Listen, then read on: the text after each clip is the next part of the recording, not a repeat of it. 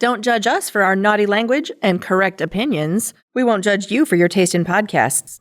Listener discretion is strongly advised.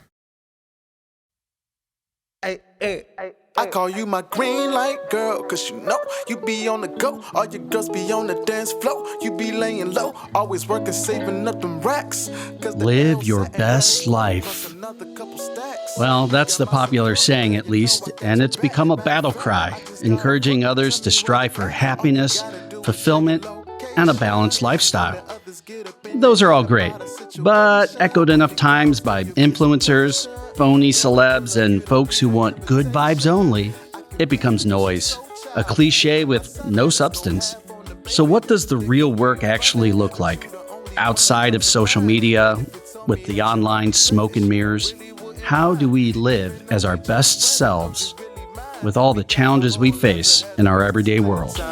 Girl, you make me feel like fantasy is real life is so right. We're going to do a terrific show today, and we're going to help people because we're good enough, we're smart enough, and doggone it, this is the Going There podcast. Shawty to the end, that's my shawty to the end, shawty to the end, shawty to the end, my lover and my friend, shawty to the end, that's my shawty to the end, shawty to the end, shawty to the end, my lover and my friend is my shawty. Emotional regulators mount up.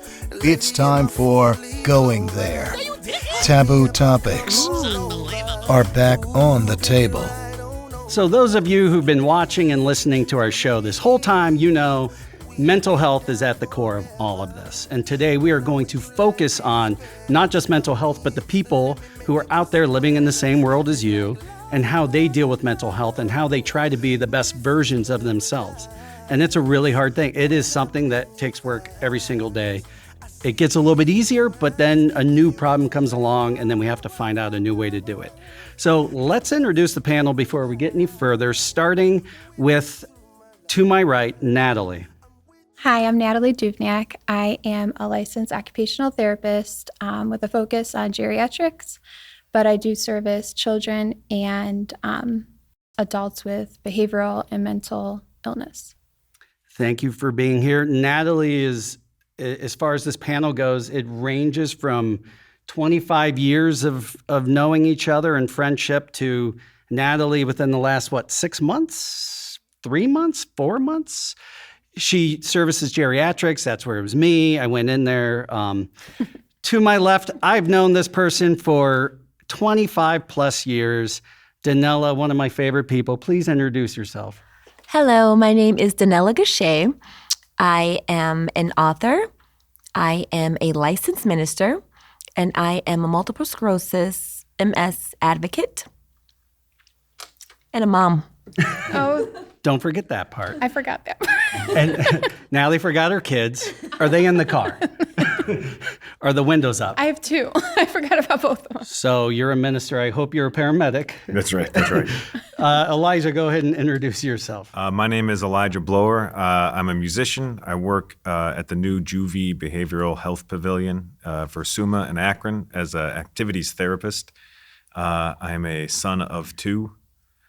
I have two children myself, and that's me. So Elijah is the only one here today who's been on the show before. First of all, his band was just recently spotlighted in one of our episodes. Talk about your band here for a second. Free plug. So thank you. Yeah, I'm with Hand+Noise. We're streaming on all the streaming services, and we write songs I think you'll like. You will, and you do, because I told you, and you already heard them. There you go. And also, he is the son of Shannon Blower, who's been on a few of the episodes, and you did a small, when it was just audio, cameo in the first season on death. It was a really happy episode, but it told an amazing story, and that plays into everything we're talking about today. We'll get into that here in a minute. The reason that I chose these three people, one, it's always great to get new voices and new faces on the show, but also because they all bring to the table a different set of skills and experiences that are all about the mental health problem that we're seeing in the country and working with other people in it and dealing with their own, just trying to stay sane, right? I mean, that's a full-time job in and of itself. And because there's a diversity of thought here. I don't think anybody at this table thinks or lives just like I do. I think there's a lot of overlap, but I think everyone is going to have a different perspective, and that's going to make for a really interesting conversation. So I'm hoping to shut up soon. What I want to do is talk about some of the data points and why this is such an important topic. We've seen, and I'm sure you guys have in the media, I think there's more of a mainstream acceptance of the prioritization of mental health, right? We've seen things like Beat the Stigma. We've seen PSAs and ads and billboards for things that are based around mental health. I feel like 10, 15, 20 years ago, you just didn't see a lot of it. It was like, suck it up, you're being whiny. And so according to Project Healthy Minds, this year alone, approximately 65 million Americans will be impacted by mental illness. So that's more than HIV, AIDS, that's more than diabetes, that's more than cancer, heart disease, that's even more than the flu. And so think about how huge that number is. And of that 65 million, 60% of people, based on these statistics, do not get the support that they need. Some of it is because they don't know where to go, how to ask. Some of it is because of resource access and all of that. You know, the same people making the PSAs and the same people going, no, we care about, our corporations care about you as a human being. They're talking out of both sides of their mouths because we hear this and then we see what is actually happening on the other side of it, the unchecked amount of mental illness that goes on. And according to the same research, $1 trillion in costs to the global economy in a year's time from lost productivity due to depression, anxiety, and people being unable to work or to complete that type of job. That's a problem. So even the people who only care about the bottom line, there you go. There's the dollars and cents if that's really what you need to do, if you can't look at it from the human standpoint. According to American Foundation for Suicide Prevention, suicide is the 11th leading cause of death in the U.S., and it's estimated that 1.7 million suicide attempts were made in the U.S. in 2021 alone. And 94% of adults still believe it can be prevented. Why are this many happening if it can be? This affects all of us, because even if you say, no, I don't have a mental health issue, how many people in your life, the odds are really good that people in your life are suffering from it right now. So it all starts small. It starts with you. So I want to ask each of you, where are you at right now? Because as time goes on, it's like there's a period of time where you remember you're focusing really hard on this one thing. Where are you right now in this phase of your life? Like, what is your mantra? Where are you at? What's your stance on mental health? What is something that you're working on daily? In a word, curiosity. I feel like a lot of my younger life and a lot of being early parenting was filled with like wanting certainty, like craving certainty. But now I find that I'm not really as flexible or as gentle as I want to be as when I am being curious. My gaze is more turned towards the world around me versus, building a shelter around myself of certainty. And in my work, I think, a lot of people that come in, I work at an acute hospital, so everybody that's coming in is acute, really going through a very terrible time. They are not there because they want to be. A lot of people want an answer right away. What you told me last time didn't work. What works this time? And I don't know. I don't know what's going to work for you. I'm not you. But trying to develop that curiosity, that that hopeful gesture of, something will work. We don't know what it is, but you got to be both hopeful and curious that it's out there. I hate to say it. I feel like this is like Jacob Dylan. I'm talking about his dad. Right. His pop-up video, you're not allowed to That's mention right. Bob just Dylan. put it up here. His Pop-up dad video. said. Yeah. Well, Elijah's dad said, but we did talk about it. You can't, it's not the same thing as like you have a broken leg. There's an exact, diagnosis and then treatment that you can prescribe to it. But with mental health and emotional health, who knows? Like you said, I don't know. I don't know what's going to work this time. What happened this morning? What'd you eat for breakfast? Right? You have to see that on your side too, right? In my case, working with the geriatric population, a lot of it is the conditioning that they've had all these years. So, to come in, I'm young, right? I present myself in a certain way. They already put me in a box. Oh, she's young. She doesn't know. Who's she going to So I really have to make sure that I approach it with understanding who they are. And yes, I might know the diagnosis. I might know how to treat that, but I got to work with you. And that's where I feel like sometimes things get lost is you can put a diagnosis, you can put people in categories, but when you're working with them and you're trying to create a change, there's a lot of unraveling there. Yeah. And you have to approach it strategically. Right. It's not take two and call me in the morning. That doesn't do it, right?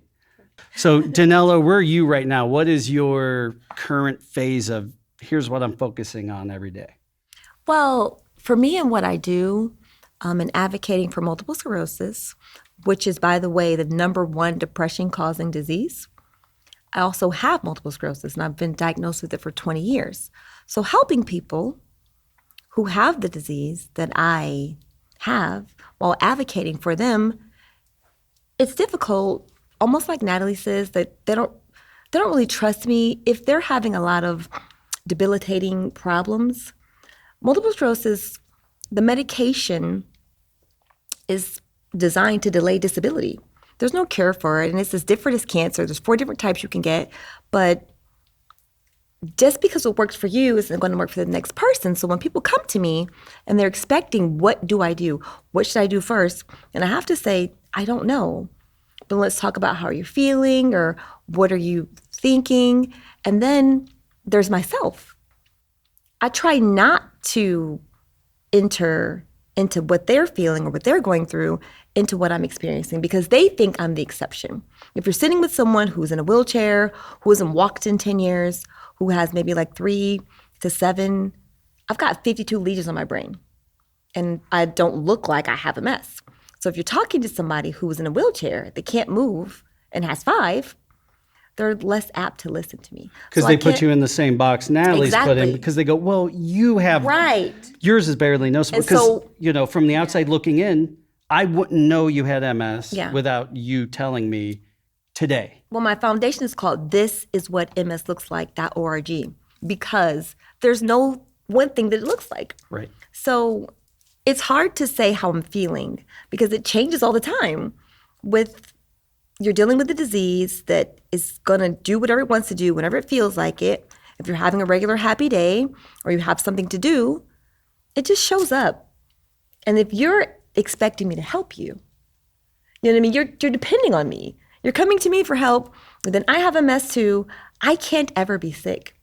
So for me, it's difficult to really be my true self because I've got people depending on me not to be. Sometimes having to be strong makes you stronger. Is that part of it? Or is it more you're at the point of trying to get back to thinking about you? I'm at the point where I'm trying to get back to thinking about me. Yeah. I'm cutting back. I am a Christian counselor. I'm a licensed minister. I'm a mom and a wife. I'm just trying to get back to, I'm just trying to make sense of it all. Yeah. You know what I mean? It's difficult because I'm in that part of my career where you're supposed to be this extra thing, and I'm not ready to go there because I want to go backward to when things were more simple. 25 years ago when we were slinging leather at the right at the mall. Right, exactly. But But even that wasn't easy because I was sick and didn't know why. Right. So with MS, like I was, people think you're just hypochondriac, like you're crazy, you're just sick all the time, but they can't find anything wrong with you. And back then, it was thought to be if you were a Caucasian white male, then they would look at you for MS. So Right. I was a super late detection. I understand that a lot because it feels selfish to care about yourself sometimes. And that's the work that I'm doing right now, is trying to balance it. And I'll talk a little bit about some of the struggles I'm having. Natalie, where are you at? What can you share? What's your current kind of phase of life of here's what I'm doing, here's what I'm focusing on? What's driving you each day? Yeah. So personally, I'm at a phase and a season of my life where I am putting the focus back on myself more. I am newly divorced, which was an experience. It was a great lesson. And to be in this phase and to be past all the struggles and the hardships and making sure that I was in check and showing up for, myself, my children, my job, and making it through. The season I'm in now is just, I call it being. Yeah, just being present. And being present. that's so hard to do sometimes.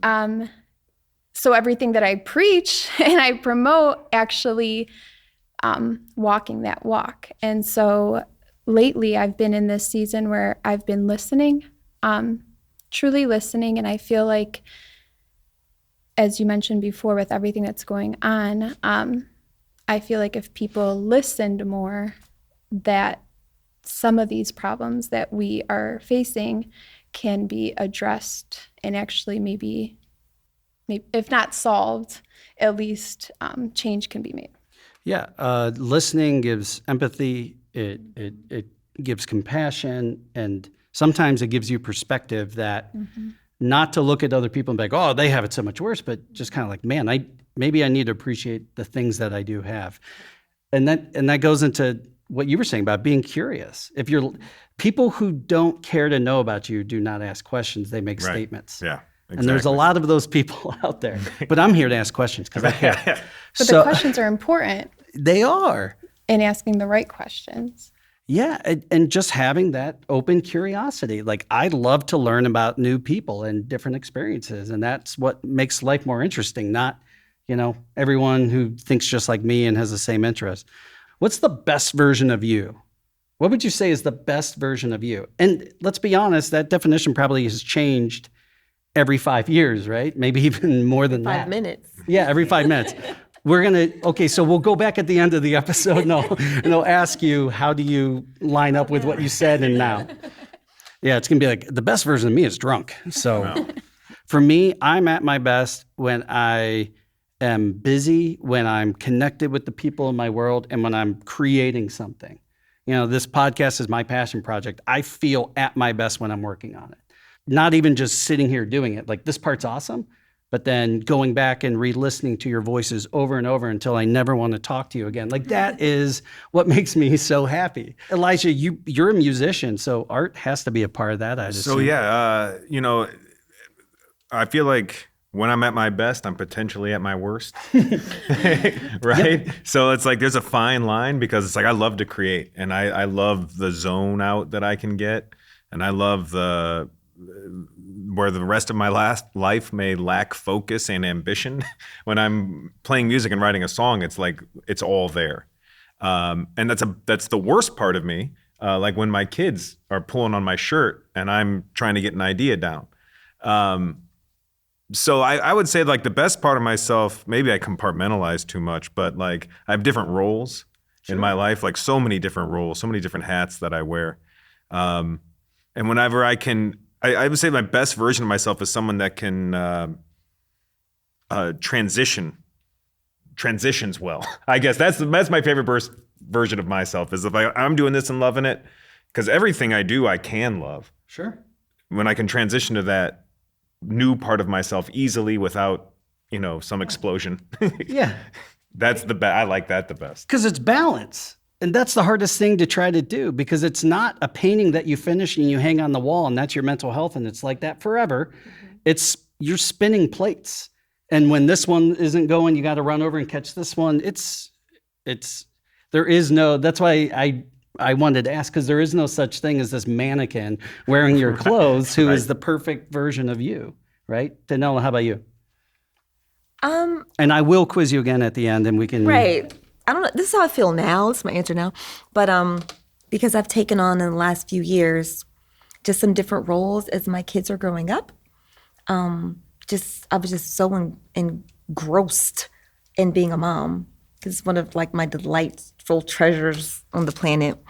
But just relinquishing that to, my husband said to me, you'll always be, their mom, but they're not going to be your little boys. So just learning how to treat them like adults. Oh, back to myself. Okay, how am I? I think, honestly, that the best part of me is probably the weakest part of me. And that just comes down to my faith, not just in ministry, but when I am in a place where I have got to ask for help, I really hate being vulnerable. But one of my friends told me once that that's your superpower. Whatever it is that you have a hard time with, that's your superpower. So Danella, just make that your spot where you know you need somebody to help you. Because I just feel like I can do everything myself, but then that just makes me more weak. And I don't know. So I would say the best part of myself is just accepting my new roles as they come and understanding that I don't have very much control over those roles because MS does what it wants to do with the plans that I have for my life. I don't know if this is helpful, but a wise man, Jacob Dylan's father, i.e. Shannon Blower, said one time, and this has always stuck in my brain from probably 10 years ago, we as humans, and especially as Americans in a capitalist society, we don't want to take help. We don't want to take handouts. The idea of someone giving me $5 out of their pocket is me losing something, right? Yeah. But he reframed it as in, even if a homeless guy is offering you $2, Portia, I know that this happened to you one time, and it's not because of what it sounds like, but even if somebody who you feel like has less than you offers you something, when you say, no, I appreciate it, but thank you, you're taking away their ability to give, because people helping and giving makes them feel really good. And so when you're doing it, it's not selfish. It's not you being weak. It's you being actually really good and kind and letting someone bring something beautiful into your life, whatever that looks like. That's how I try to look at it, because there is that idea of like, oh, that's selfish, or that person shouldn't give me this. They don't have that to give. Who am I to say? I don't know. I don't know if that helps. I think that's great. That's the epitome of ministry, I think. And the fact that I suck at it is like, I don't know if that says about me. No, that says that you're actually doing it right. Because anyone who says they have all the answers, I would run as far away as possible. When I go into a therapy session, I want my therapist to look like life just blew through like a tornado. Because I know that they aren't just telling me a bunch of shit they read in a book. Yeah. I'm serious when I'm saying that. Vulnerability is the most important aspect of being able to counsel. I agree. Except for Natalie, who is perfect in every possible way. Every aspect. She's in the Barbie movie coming out now. The best version is me being me, true to me. And that took a lot of work to discover what was truly me and like what I was taking on from growing up, from society, from the different roles that I play in this world. And like, are they put on me? And am I accepting those? Or do I want to get rid of those? So I really had to become an expert on myself and just start asking questions and be curious and see where I'm falling short, like where my shortcomings are. And I feel like when I'm me, truly me, not putting on a mask or a facade, it's like the people that enter my life are people that are like part of my tribe, or people that I can be of help to, or they can be of help to me. And it's only when I was truly me did that happen. When I was, playing these roles or trying to, when I was a wife, and I thought these things, this is what I do. It wasn't until I really unpacked it and sat with myself and just kind of learned about myself. And that was the best thing that I could have done. I wish I'd have done it like years ago. Sure. But, it's never too late. That's right. And it helps me service the people that I do, because I feel like I provide a sense of safety. I feel like people sense safety. I've been told I'm wholesome, and I feel like Yes. I feel like that helps, because then, I can see them and they can see that, I'm a person that can help. So. Yeah. Well, when I did meet you, you were floating down from the clouds with little babies and sashes carrying you, but I just thought that I was high or something. I think a lot of what we're talking about is some of the work that I'm doing right now. I'll share it real briefly. Is I'm doing like value work. I like you're Shannon. I think we've got the wrong guest. I think No, but actually the three of us went out to dinner and drinks not too long ago, and he taught me that term premise reflection, which is, I never had a term for it. It's like when you take a step back and you go, why do we do things this way? Cultural norms, tradition, whatever it might be. And I was really taking a step back and looking at my values. And I think a big problem is when our values are in conflict with each other. And that's what I'm personally working through at the time. So, I've had to learn the self-care thing, which is tough, because those of us who it doesn't come natural to, despite what my critics may say, I don't spend a lot of time thinking about Matt and Matt's needs. But it's not selfish to actually do that, because what good can you be to the others if you're not whole yourself? So it feels disingenuous at times where you're just going through the motions. So in looking at, okay, now I have to value self-care, but also one of my big important values is like engagement with people and community. And these two are constantly smashing into each other. My goodness, yeah. How do you fix it? Oh, well, you just go to the doctor and they'll give you a pill. Like, there is no... Just stop, man. Yeah, just stop. That's how you fix it. I think it's a healthy exercise for anybody to take a step back. And that sounds like, to a degree, what you were doing. Like, what's important to me? But not just what's important. Why is it important? Is it important because I was told as a child this is important? What's changed in your, whether it's values or just mantra or things that you prioritize? What do you, when it comes to this kind of stuff, what's changed over time for you? Well, it's almost impossible. Right. Like, I was listening to Natalie. I wanted to ask her, and I know this is in Q&A, but do you feel like, and I'm not advocating for divorce, I love my husband, but do you feel like... He is in the studio, and he's on the phone with his lawyer. No, but do you feel like you were able to really focus more on yourself because it was just you? Versus like when you're in a relationship, there's a whole other half of yourself that you have to take care of your spouse before you get to the mom part. Like, you need to take care of your spouse, like the things that you guys want to do, the things that you guys enjoy.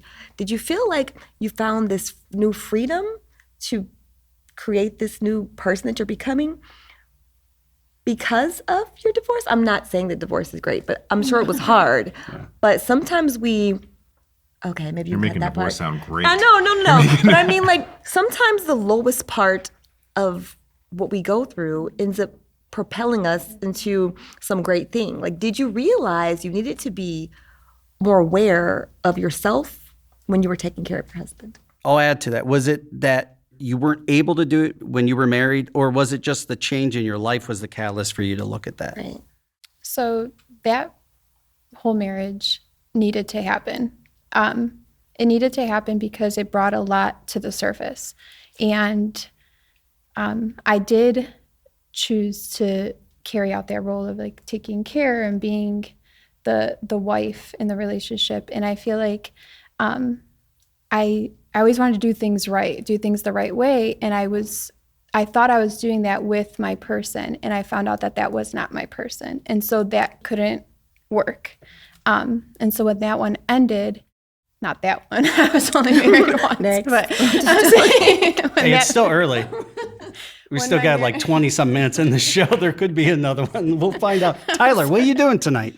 When I was married and I had these things that I thought were problems, I felt guilty. If I do this and if I show up, and you can address yourself, you can, but it also takes two people that are willing to put in that work. And if you don't have two willing partners, or they're not seeing things or not meeting halfway, things happen. In our case, it was a divorce. So did it take for the divorce for you to see it? I saw it while I was in there, But when I was divorced and I saw the problems, I felt very overwhelmed. I was a mother. I was a mother of two. I had a career. I had the marriage. That hopeful part of me, I'm like, it'll get better one day. It'll get better. And, it wasn't helping it. And so when the relationship ended, I was like forced to really sit with myself and, just unpack a lot. And so when they say like you can't heal in the same environment that made you sick, it is so true. Whether that's with family, work, friends. Once I was out of it, that was a shock because I saw things a lot differently. And I wish I could say it was better, but it wasn't. It went through like a dark period where I was like, okay, this is what we're doing. But that work is so vital. And I think that's what, in society, everybody wants that instant relief, that, if it's a pill or that solution, and it just doesn't work like that. No, you're exactly right. And that was a great question, but by the way. I know I didn't answer through Natalie again, Oh, but it's I'm like, okay. I want you guys to do that. yeah, like I'm like, Talk past me. I'll no, take a but nap. I mean, I feel like I do have an answer, but when she was talking, like, I guess I should have waited after the show. I just really wanted to know, like, when I decide to care for myself, which I know I need to do, and my husband is always recommending that I take care of myself. But I'm like, well, babe, what about you? What are you going to do? Whatever. And I enjoy doing that. Like, I like taking care of him. Mm-hmm. So if that is what makes me happy, I'm never going to, you know what I mean? Like, it's an endless cycle. Yeah, like, that makes me happy because I am a giver and You have a value conflict. I don't think so. I think I really enjoy giving to other people. But you have limited capacity is what I'm saying. You're a human. Yeah. You have to sleep, right? But I think I forget that. Like my friends, we always joke with Right. their claims of the Superwoman. I'm not Superwoman. My husband's like, you're not Superwoman. But I think I can save everybody. Yeah. I want to help you. I want to help you. I want to fix this. I want to fix that. And of course, you can't. But I feel like I think I can. And sometimes I have a really good day when I've saved everybody. And I go to sleep, I'm like, Do you But I'm ever get to the exhausted. point, though, where you're like, you know what, as much as I want to do that, that's going to be worse for me.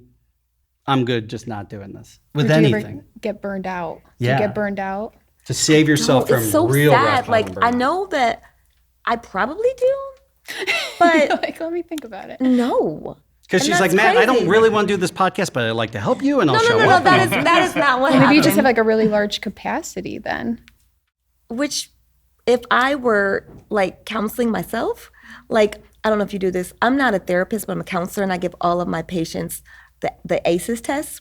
For, if you know what the ACEs test is, it just scores your childhood. Like, how were you here? And I'm like, I don't know. Like, I feel like I don't have enough room to complain. So I don't. Because other than MS, You're human, so obviously you're going to have complaints, And I know that maybe you view it as, well, mine are nothing compared to such and such, but you are just as worthy of being. I agree. Yeah. I do. I agree with myself, and I agree with him, and I agree with you. Like, I agree with all of that. I think that there's not one, for me, answer for self-care because there's so many legs of who I am. Absolutely. From day to day. Yeah. And then I have this invisible disease that I feel like is like this ticking time bomb. I have a cousin who had MS that said it. They don't know if it's like genetically connected because they don't know if there's a cure. They don't know how you get it, how you get rid of it. But he's dead. He died. And then my mom's brother has less lesions than I have, but he's been paraplegic he can't move for like over 10 years. So that is what, for me, which would be different for the rest of you, stops me from complaining. Like, I feel like I listen to people complain and I counsel and tell them, but I try not to complain. I have a question. I don't. This isn't a pushback or anything. That's usually the preface to a pushback. I'm told. That's the catalyst. That's the catalyst. It's not a question, it's a comment. Everything is wrong. So no, I agree. Like, if you have the capacity to do what you're doing and it's not affecting your joy or your quality of life, then there's no reason. But I guess my question is, if there comes a time when it's like, can you recognize? Like, do you think I think it's hard to recognize when we reach that limit, because it to me, in my experience, it feels a lot like all of a sudden I'm just behaving in certain ways and I don't know why. And then it's like, if I take the time at home, is it this? Have I reached my limit? So I guess it's like, if you do ever reach a limit, would it be a problem to stop? Like with this identity that you have? No, but I think that this new place that I'm in, I have stopped. When I'm like, I don't know if I want to go back to Bolson's leather, like with that. But I did stop, and I'm just like, I love to write, and I'm always in like my own therapy sessions because I write therapeutic things. So I know you can't counsel yourself, but can you not? I think you can play devil's advocate with yourself and say, what would I tell somebody else if they were doing Right, this? and that's kind of what I do every day. You ultimately know yourself better than anybody's People going are like, to. you're not that happy. I'm like, I'm asking my husband, am I really not that happy? But that's another thing. I am that happy. Like, And that's okay. even when I'm sad, like, yes. I really, and they're like, it's fake, it can't be real. I'm like, because it's something that maybe they're lacking. So it's almost like unbelievable, because it's like, how does this person with all these things that she could be complaining about, she's not? It's like the superpower, you know what I mean? I do have an answer to that. But I think that happiness is based on circumstances, but joy comes from the Lord, and it's within me. So every day when I'm spending time with God, all day long, in the morning, at night, and whatever, and I'm doing devotions or reading, I'm not saying I'm always in the Word, but I always make time for Him. When the Bible says continuously praying, I'm praying all the time. My husband, he's probably like, or like he says something smart to me, and I'm like, because I'm just going to say a quick prayer about it. And he doesn't even say, I don't mean to say smart things, but like, I'll be like stuck in traffic, playing about it. There was a bee that was near us at a restaurant, and I'm like, Lord, can you make the bee go away? Like, I'm like, I don't know, like. Are you guys that cool where he can shoo away bees and flies and insects? I think Jesus and I are pretty cool. Okay, that's, like, we're on a I'm first jealous name of that. basis. So where I'm coming from is probably a little different than the Lord. But Yeah, because so like, you're the son yeah, of I'm a the former son. I am pastor. the son of a preacher man. So- But I was hiking with my brothers, and this guy came running past us, just really fast, and he had this big smile on his face, and he ran by, and all three of us looked, and looked at each other, and we're like, what is he taking? Right. Right? And then my oldest brother kind of laughed, and he goes, isn't it kind of indicative of how we are, that we think it couldn't possibly be running every day makes you happy. You have to be taking something. Yeah, right. Right. You see that guy smiling at us? What an asshole. Right. What's his problem? So, but yeah, so go to beat your him point, down. like, Is he teasing us? yeah, Is yeah. he saying we're moving too but like slow? living into that stuff, I think provides its own joy. Yeah. Yeah. I agree, and I know it sounds ridiculous to people who don't believe it. I think people just use different terminology is really what it is. But when it comes down to it, your happiness is not on anybody else to It's an provide. inside job. It is something, it's an inside job. I like how you said that. It's something that you have to get from within, and it's usually from a spiritual connection to whatever that looks like for you as a person. But it's funny because all these notes I'm making, you guys are touching on all of them, because I was going to make 2 points from what was just shared. Is one, we have got to get rid of the idea of perfection. Perfection is the enemy of mental health. Yeah. There is no such thing as being perfect. Danelle, as much as you want to save everyone, Oh, yeah. you know you can't. And I know you know this. And I'm done trying. Yeah. Like, there will be so many people, I'm like, I'm sorry, I don't think we're a good fit. I can't help you. Right. But that's the best help you can give somebody, because you don't want to be wasting their time or keeping them from someone who could better service Right, because them. I feel like everyone finds their tribe, right? Yes. Right. And if you're meant for me and I'm meant for you, we'll be together. Like, I've got friends and, sons of people that have been in my life for a long time, and then God's like, yeah, no, we're over. And I'm fine with that. Like, I'm okay. Seasons and reasons, that's something that former panelists brought up, and I believe in that. And no, it wasn't your dad. No, that didn't sound like he's not a rhymer. No, he's not. No. Isn't that bars? No, he doesn't. But I will say, I kind of want to track down this runner who was smiling at I know. you. I want to hang out with him, big. Unbelievable. Show me your ways, Yeah. oh wise one. Couldn't believe it. I run, but I hate it 99% of the time. I think it's the ship of Theseus. It's The philosophical. philosophical ship. It's every part is replaced. Is it still the same ship? Right. And that's the way I kind of view answering this question. Is like every part of me has been broken or hurt, and then you patch the hole and you keep going. Sometimes it's flawless, and it's like you can keep going as though nothing happened. Sometimes it's just something you carry with you like every day. So how many years ago? 10 years ago? 11 years ago? Our first child died when he was 4 months old. And it felt devastating. And healing, like going through that process, like it was, I have a great family. I have a great support system. Not everybody has that. I was allowed to grieve. We weren't afraid of grieving. My wife and I, those things can tear you apart. We were fortunate enough to come together. But then as you heal through that and you think, all right, I'm healing through this. And then you're like, oh, I made some changes that I wasn't too, like, and one of those was like just a low tolerance for anger, like just, I guess, quick to anger. Like I was exploding to the point where I had to go see a therapist and just be like, I think I know where this is coming from, but all I've ever talked to is my parents and my family. I need some outside opinions. And then after he punched out that therapist, he saw a new one. Right. 5 later. So you find out, you for me, in particular, was avoidance issues brought on by just a general anxiety disorder, and just never having good coping skills, but also never having a name for it and shying from it, which perpetuates itself. Yeah. So you figure that out. You try to make some changes. You figure this out. You try to make some changes. Are my kids afraid of me? No. Okay, I'm doing something okay. Do we love each other? I mean, we're acting this way. The feelings are there. All right, let's keep moving.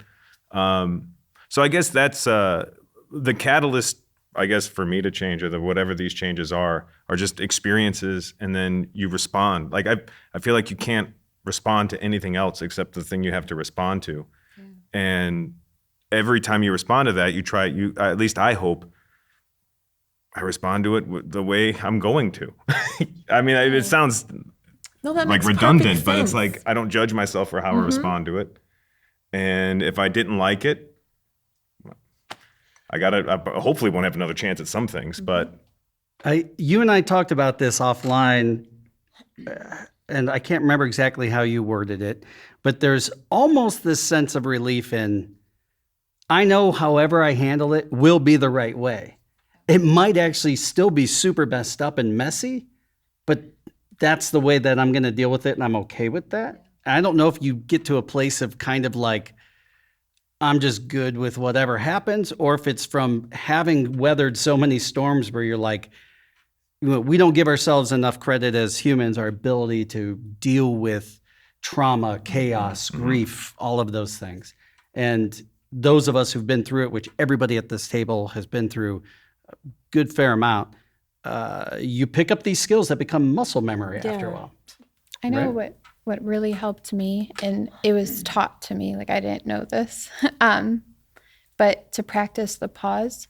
So when things do happen, I know at first I always wanted to respond, and mostly like when you respond so quick, it's a reaction. So you're being like reactive, and that's not maybe your true response, right? So I really had to like work on practicing the pause, and then I was able to know the decision that I was making was truly what that was me.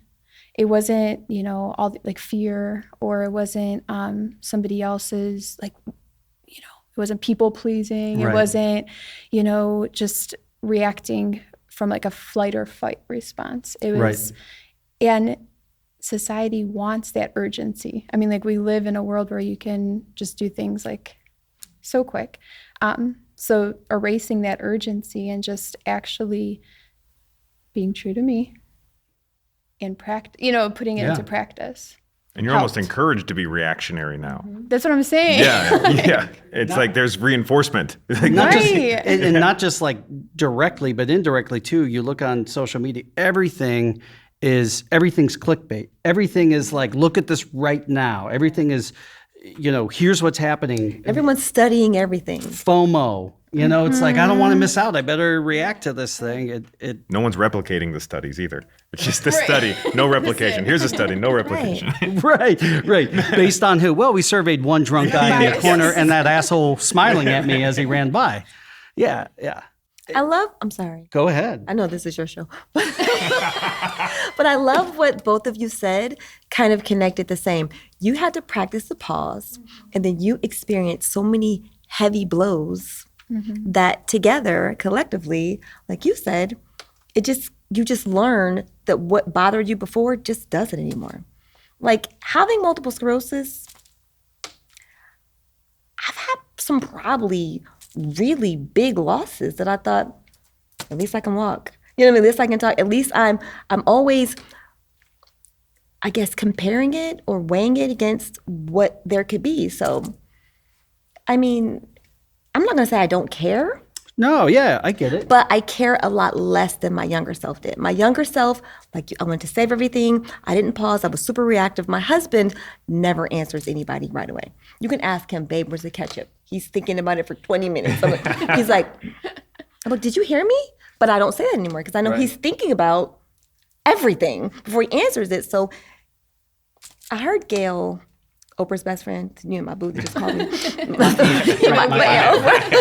She said, I'm fine because Gail has me and I have her. Like we balance each other out. Like we're each other's counselors. Yeah. So for 27 years, I've had my husband, who is the most patient person on the planet. He has practiced the pause his whole life. I'm like, babe, did you hear that? We've got it. And he's like, it'll be okay. He's like, it'll work out. Whatever I decide to do, however it handles, whatever happens, it'll be fine. And that's why I had to get there. That's why a lot of what we're talking about it's not a one size fits all. It is the ship. It is the old philosophical dilemma because it's all about balance. So you needed to pause, but there are people who are working on being less indecisive where they need to react a little bit more, right? And what works for you, but again, it's balance. It's all this or all that. You need to pause about everything. Your house is on fire. Well, let me think about this for a few minutes. Right. It's like it's what works for you. And sometimes what works for you in this phase of life. And these are all great things to practice. And again, it's not about perfection. It's not about this and that's what's beautiful is all of these answers are all like, I don't know. Like there is no one exact answer. And that's why I wanted, especially people like yourselves at the table, because anybody who can sit here and try to draw you this exact map, a roadmap to mental health is a charlatan and a liar. And you can quote me on that. Gail. No, I'm kidding. So Natalie and I were talking offline one time recently as well and talking about some of the things that get in the way. We'll see, and there's all these influencers, and everybody is constantly trying to talk about mental health and or at least the image of my life is perfect. My least favorite thing, as a side note, is what I like to call armchair philosophers. They take some out of context quote and put it in front of a black and white photo of someone from some random movie, and they'll say some stupid shit where the guy's looking off in the distance, and it's I'm not scared about the storm. I am the storm. That drives me insane. What is this? What are you trying to get across to people? So some of it is this idea of toughness and I'm perfect the way I am. And that's a good thing that goes against the actual work of mental health. But then there's something that, like I said, Natalie was talking about of toxic positivity. Can you share your thoughts on that? So toxic positivity is something that I had asked Matt about a few months ago, just how he feels about it, because, I've been noticing a lot of it out there in the world. And And I don't think that it's helpful. And so like, how would you give an example of toxic positivity? So when I see it most is like the good vibes only, just always being in the good feelings. And although that's important, it's impossible. It's not real. It's not real. sustainable. And in order to have good moments, you have to have the bad. And if you're not acknowledging the bad and you're always staying in the good, you're not able to address the root of things. So, I have some friends and some associates who use a lot of distractions. And what I notice is they get further and further from actually addressing the problem. They're still there. Sure. And they're not able to come to surface because they're not being addressed. And it doesn't mean distractions don't have their place. Our previous episodes on grief, we talked about sometimes splitting is a survival technique. To get through the workday, you can't think about the person you just lost or the devastating thing that you just went through. And so sometimes distractions are necessary. But this idea of as soon as I say I don't care about it, I will stop caring about it. It's no longer real and it doesn't affect me. And it's just like good vibes only. Like let's cue the beach music. Toxic positivity is when someone's truly suffering or having a hard time, it almost creates a wall because now they're afraid that if they voice it to someone, it's that's negative, that's drama. We don't have room for that. So it actually creates a larger distance. And that's why I'm not a fan of toxic positivity, because then it's acting as like a barrier for people to actually be seen and heard. And it's a facade because you mentioned before, you said, happiness is this thing that I find, but like really I look for joy. I would use the term fulfillment. It's like happiness is a fleeting thing. Positivity is a choice and you can be positive, but what positive looks like day to day sometimes, it's like if I can get out of bed and comb my hair, that's a win. If I'm depressed, which I've been there, like we've all been at those low points. However, those low points also make the good that much better. If every day was good, why would we change anything? Why would we? You wouldn't do anything different. And then that also means the best day is also the worst day of your life. And I think that's why people think I'm not being genuine. Because sometimes I'm having a really bad day. The other day, my Because you're good friend vibes only? Well, I'm just kidding. But like she was like wanting to come up and she wanted to see me. And I'm like, well, I'm just going to be bad company today. Yeah. I'm just not in a good place. But I'm happy. But you have a level of awareness. Well, maybe. But I let her know I'm not going to be entertaining today. I'm funny. But I'm not going to be today because I don't feel like it. Right. But I'm still happy. But you won't get that. You won't get that me. Both of them are me, but you won't get her today. She's not coming. Just knowing I love that. and identifying is fantastic. That morning, I just had a day. And my husband's like, what do you mean? And I'm like, I just had a day. He's like, are you feeling okay? Are you all right? I'm like, I've just had a day. Not quick to answer, but quick to ask questions. Yeah. What the hell, Jerry? Man. I'm like, yeah. They always tease me because I watch Seventh Heaven, because anything else that is on TV, because I hate TV, just brings me so much anxiety. I hate watching people get shot and sad and whatever, so I can't deal with it. And so I don't. So you watch Seventh Heaven. I love Seventh Heaven. Well, then let's not spoiler alert what happened with the dad in real life. Oh, yeah. Hate to take away the show. I did research that, and my husband's a crimes against juveniles detective. He protects children with the police. Sorry, babe. But that's what he does for a job. And so now I'm watching it, spoiler alert, and I'm thinking like every time I watch him kiss his daughter and hug her, it's kind of lost its innocence. Seventh Heaven's, I don't know. Yeah. These are all fantastic points, and they're all so true. And the idea is really about being authentic to who you are and what you're feeling in the moment. My biggest struggle has been trying to be present. I live 5 years in the future. I always have. I've had to let go of it, but like you, there's, how you were saying, sometimes when you let go of that, there's this kind of beauty of like not knowing, of being curious and just kind of open to what comes down the pike next. So long as everyone around you is okay with that. Like, I don't think my wife is too on board with me being like, I don't know, 5 years, that seems a long time. Let's think about tomorrow. You're absolutely right. But we balance, so. I do tell people, I go, look, I'm just letting you know, I'm in this phase of like the old Matt would have been like, let's plan a dinner and drinks, blah, blah, blah. Text me like 10 minutes before you want to meet. You do have to let people know. And the people who care about you and want to see you happy will be in full support. And those who don't, maybe weren't. Maybe they were. Just quote Dr. Seuss. Those that mind don't matter, those that matter don't mind. She's bringing up all the canceled people. Right. Let's moving right along. No, everyone's canceled at some point. It's fine. It's we'll just true. keep bringing up. No, I didn't purposely mean to quote Dr. Seuss, but you're right. I think I was kind of paraphrasing Dr. Seuss. It's a great quote. Funny how I woke up feeling like I'm Sleepy Brown. So fresh, so clean. You can throw dirt on my name, won't keep me down. So proud of myself, wish the old me could see me now. Turn heads every time I be around because I'm tripping. I ain't like these other human beings, but I'm different. I got love for me, don't feel the same. You must be tripping. And my whole team on 100, nigga. I ain't Chris Brown, but the bag better run it. Never giving up on my dreams cause I won it. Every beat I'm ripping hot five, straight spitting every live show. So what's on the soundtrack to your best life? This episode's musician spotlight is on one kick-ass band, DuPont Brass. They're a brass-driven supergroup from the DC metro area. Originally comprised of 5 music majors from Howard University, they've grown into a 9-piece ensemble consisting of brass, a rhythm section, and vocalists.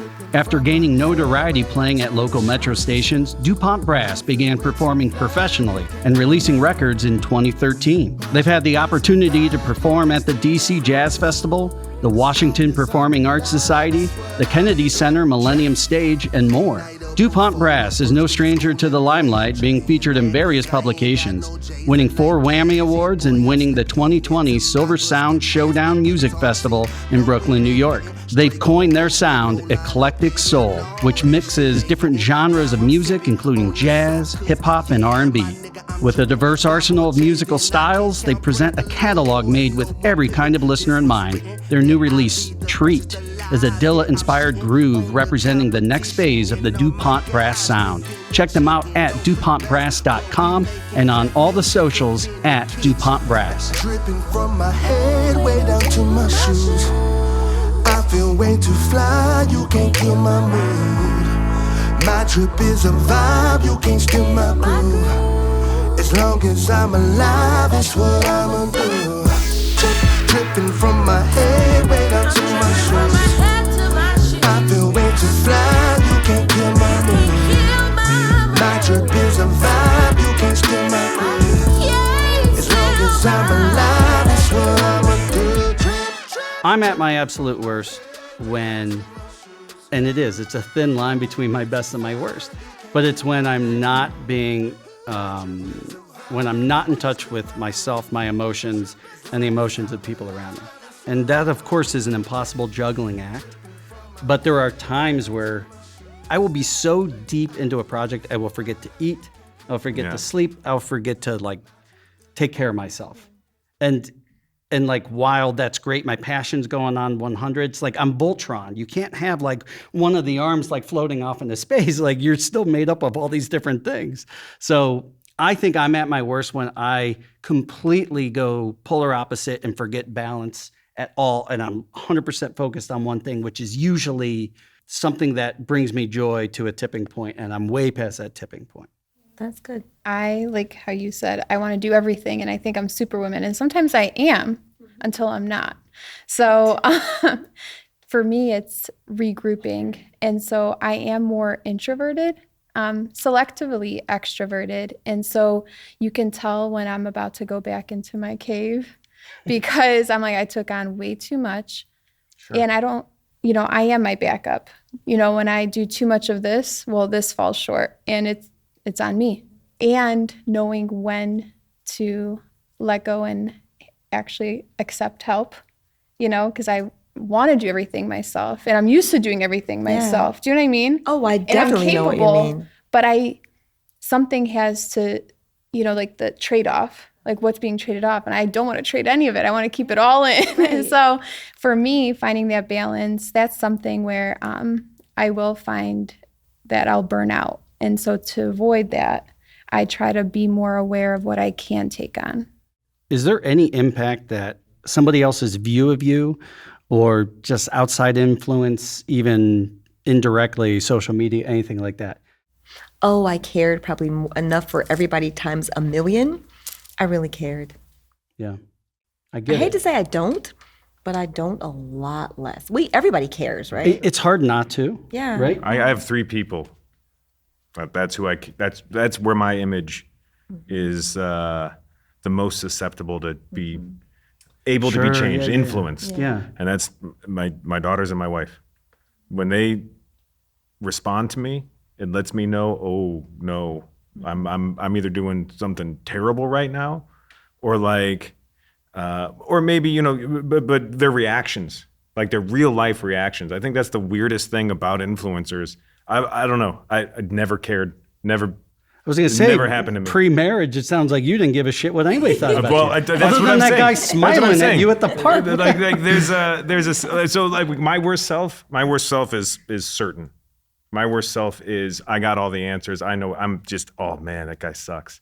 I don't like to be that guy. And so, but I'm prone, like I can lean into that real easy, and I don't necessarily like to.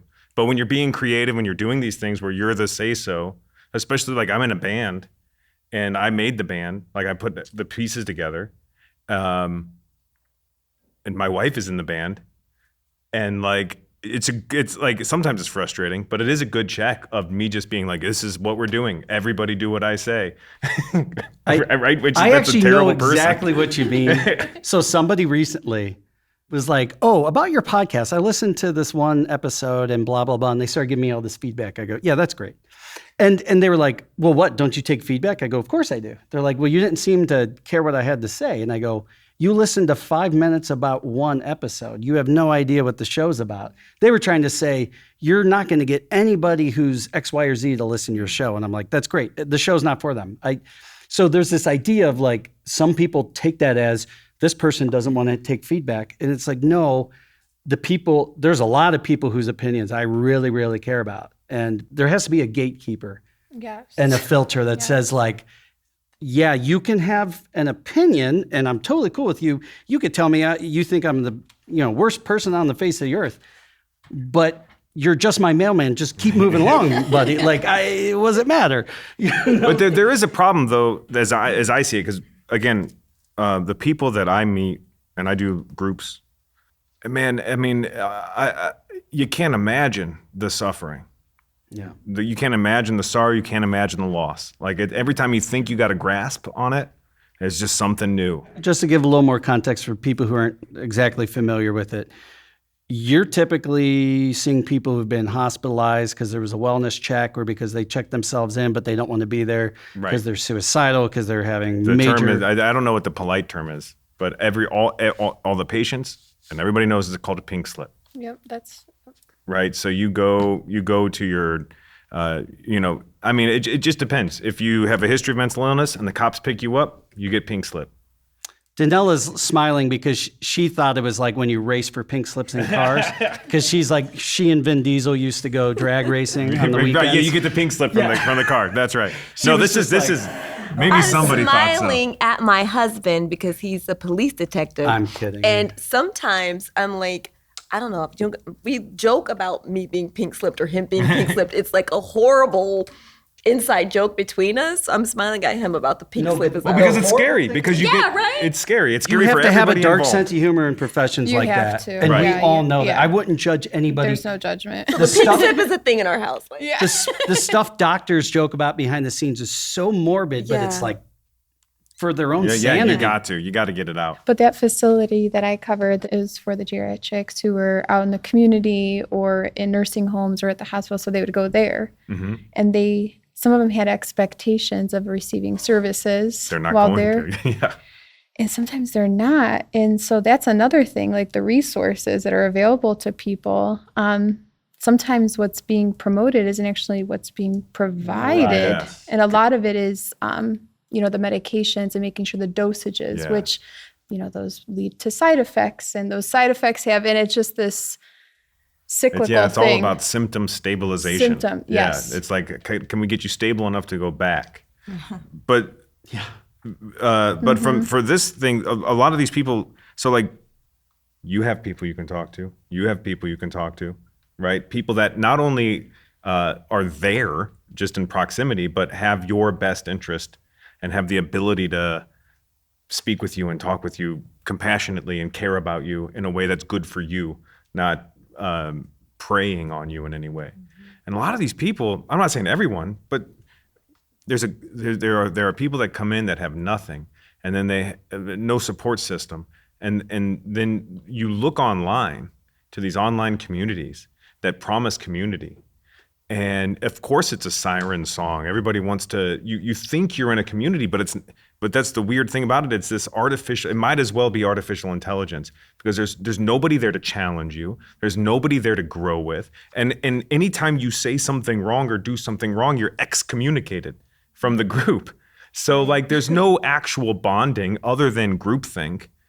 And Sounds like a cult. well, but yeah, there's no development of relationship. Yeah.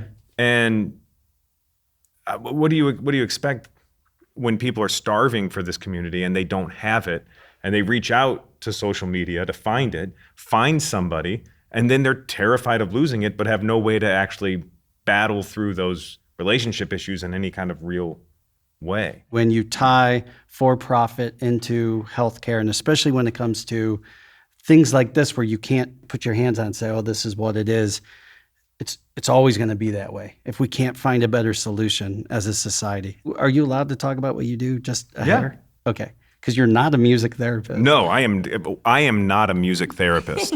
He's not allowed to say those words. I'm not a music therapist. So as a music therapist. No. So saying that, when I do group therapy, I do a number of different groups, but one of them is I play music.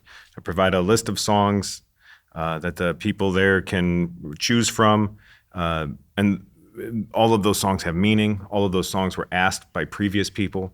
And I try to learn and we engage. And so essentially what it does is when I do a group therapy session on the units that I do, it's a wild disparity in diagnoses. So you have paranoid schizophrenics, you have suicidal ideation, you have homicidal ideation. Sometimes you have a mixture of all of it, and trying to share space and share a room, and sometimes trying to have a meaningful conversation, which sometimes you get, sometimes it's something else. But music is a great equalizer, meaning like the therapist and the behavioral therapist, their role is to challenge people, help them develop coping skills and plans and new thought processes and different things. I view my job as fundamentally reminding people that they can be happy, reminding them that they can feel joy, and reminding them that they can do that in a room full of strangers. And it's amazing how receptive people become to the other parts of their therapy when they're able to feel themselves as a part of even a little moment of community. So yeah, that's what I think I do. And by using the senses, which the senses are huge in that. What's the number one requested song that people ask you to play? Oh my God. So I'll tell you the song. It's Hotel California. Yeah. Oh my, 5 times a day. You can never leave. 5 times a day. You can check out, but you can never leave.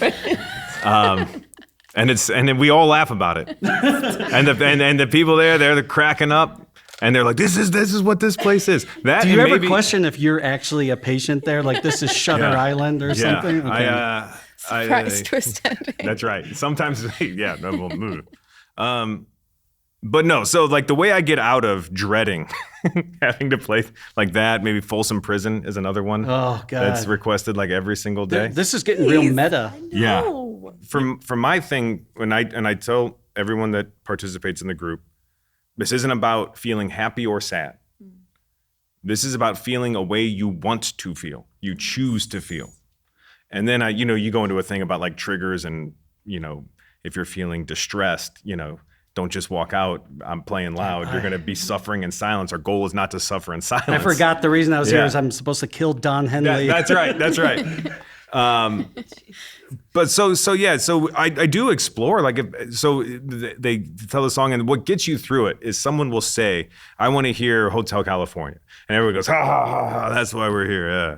And then they go, I want to hear the song because before my dad passed away, this is the last song we listened to.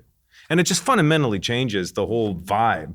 And now we're singing this song that's, I sing 100 times, but because there's a different intention behind it, it becomes believable and somehow unifying in a little bit. I love that, and it's something that I try to get across to other people. Like, if I've seen a movie 1,000 times, Portia went with me to see It's a Wonderful Life. Bailey Brothers! So we see it in the theater, and like, I, of course, am crying at the end, as I always do. But I've seen it 1,000 times. But I love nothing more than to experience something through somebody else's eyes for the first time. And that's why, like, I can re-listen to a song, I can rewatch a movie, but I don't crave it for myself. I crave it with somebody else because suddenly it's this new experience. And it's so hard to put that into words. And some people are like, what do you care? You know, it's like, there's an episode of How I Met Your Mother where he's trying to show his girlfriend Star Wars. She'd never seen Star Wars. And he's watching her the whole time. She's like, what? It's because that's so important to us. It's like, I want you to experience what I experience, even in the littlest way. And I now want to experience your take on it, your feelings on it. So that's a beautiful thing. And the fact that you can replay that song that I cannot stand personally, and not just listen to it, but play it and sing it and do it all the time with people. And often get criticized for it. So not only am I playing this song, it's like, you didn't do it. You didn't do that well. You're like, whoa. Thank you. That is fantastic. So I want to kind of wrap up here. First of all, thank you everybody for coming today, for sharing your experiences, your stories. You know, the three of you, very authentic, very genuine people who I feel blessed to have in my life. I really do, and I hope you know that I mean that. If there's one thing that a listener or viewer can take away from today's episode, whether it's just one person or a mass of people, what is it that you would like them to put into effect, to start a process, to do a new modality? What is something that you'd like people to walk away and be like, oh, I want to try this, or I should do more of this? Don't be afraid of evolving or starting over. The other day, I grabbed a copy, not even trying to plug my book, but I grabbed a copy of my book and I was reading this when she was talking. I was thinking about this chapter that I wrote about being a professional juggler and how I'm so great. And I was reading it like, this is not even who I am anymore. I don't juggle well. So I'm like revisiting that and looking at that. I'm like, you can't be afraid to not be what you've always been. It's okay to change. It's okay to evolve. And whatever thing that it is that you're experiencing, it's new for you. There's a quote that says, or something like that we are the substance of everything we've always been, and nothing of, because we don't know what will be tomorrow or 5 minutes. But I would say just don't be afraid to be genuine to whatever it is that you want to do at this moment. And it might be something different, and you may not even identify with the things that you've done in the past. Don't be afraid to approach jumping into something new. So just trust the process. I actually have 3 quick follow-ups. One, I think it's beautiful that you have faith, and that can look so different for everyone. But when we see that we're this whole person, that there's this pie, and right here is like intellect, and over here is your emotions. Spirituality is a huge piece of that. And that doesn't mean it needs to be one thing. And of course, like, we all have our own beliefs, and even those things change over time. Mine has evolved over time to what it originally was, I would say. But that's a beautiful thing. 2, I would love to see a circus with a really bad juggler, now that you mentioned that you're not great at juggling anymore. And I want him playing Hotel California, but like really drunk in the corner. That's right. I will pay good money for both of those things. Lastly, please plug your book. I was going to say it was accidentally written, but it's called Accidentally on Purpose. I write every day. It was just my diary, but I put it together and now it's selling on Amazon, and I can't even believe it. So I suffer also from imposter syndrome because I'm We all do. this person. This guy was in the Eagles, and he's still... Really? No. Oh, look at me. I'm like, Well, now I feel look like so I young. have to say, yes, I was. No. you look so young. You don't recognize Jacob Dylan from the Wallflowers? It's called the rule of three. The rule of three. Okay. All right, Elijah, if there's one thing you want somebody to take away that might be helpful for them. The things you want to do, you are going to try them, and you 100% are going to suffer for it. Everything you want to do, every new thing you want to do, it's not all just roses and daffodils. There's plenty of suffering, and that's what makes it worth it. I think it was Viktor Frankl described despair as suffering without meaning. In a life that I feel is fundamentally chaotic, there is some small control you have choosing what you will suffer. That's what I'll say. That's good. Beautiful. I like that. Damn. I know. Hard to follow that. Well, you better say something really monumental here. No pressure. You know, we look to people outside of us for answers, but you can actually be a leader in your own life. And to have leader type skills, you know, it doesn't have to be a title. Everybody wants this title, but sometimes you can define yourself. And I think how you define yourself is most important. Don't let other people label you. Don't let other people define you. Don't let people put you in boxes. You are fully capable of sitting at any table you want to show up to. And it doesn't matter if somebody else doesn't think you belong there or anything. You belong wherever you feel is fit. In order to be you, you have to know yourself, and you really have to have that curiosity. And when there's things that come up in your life that are like little whispers or like themes or patterns, listen to those if you're wondering like what your calling or what your purpose is, because you're drawn to things, you're drawn to people for certain reasons. And I feel like to live a happy, fulfilled life, it's not being happy all the time. It's to know that despite all these things, I still come up on top. And if you're going to fail, you're going to fail forward. Sometimes you need those, and you appreciate the wins and the successes so much more. As humans, we tend to avoid suffering at all costs. Yeah. But sometimes the most beautiful and most life-changing things are in the midst of that grief and that suffering. But yeah, you do have that choice sometimes. Sometimes. Piggybacking off all this, again, you talk to me tomorrow and it might be something totally different. But one thing I think is that premise reflection and looking at your values. Even more importantly is looking at your values and putting them up against your ideology. Because ideology, I find, is one of the biggest detriments to people living true to themselves and their values. So I have a value on one side that says I care about community and the people within it. However, my ideology tells me that everybody who thinks this way or votes this way is evil. Those two cannot simultaneously be true. You know, or taking a look at like, I want to have unconditional love for my family and support them, but also I'm supposed to hate this person in my family because they are a certain thing that I hate, whatever it might be. If you are able to, if you have the capacity and the depth to step back and look at your values and ask why you aren't able to live true to those and really look at your ideologies, I think you might start questioning things, and curiosity is a beautiful thing. I saw a great video online where this guy was sitting there in a chair and he held a sign. He said, "Free hugs, recovering bigot." And people were coming up and hugging him and stuff. And it was just kind of like so many people who can go, oh my gosh, why did I think this? Why was I racist? Why was I homophobic? Why was I, fill in the blank? And there's so many of those things that stop us from living true to our values. So thank you, everyone, for being here. Thank you for sharing all of this. Please buy her book so that when she comes back on, she's super famous and can introduce us to Oprah and Gail. And then while you're online, you can also go to thegoingtherepodcast.com. You can get links to all of our socials. And of course, you can find us on YouTube at The Going There Podcast.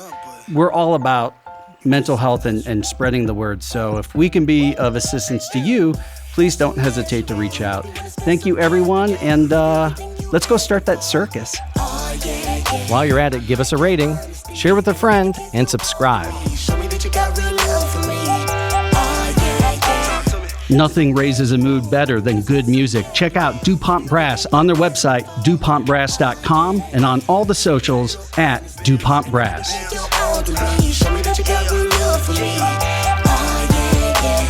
This podcast is made possible by its hosts and Frame One Media in association with Joe Cali and Bobby Thomas.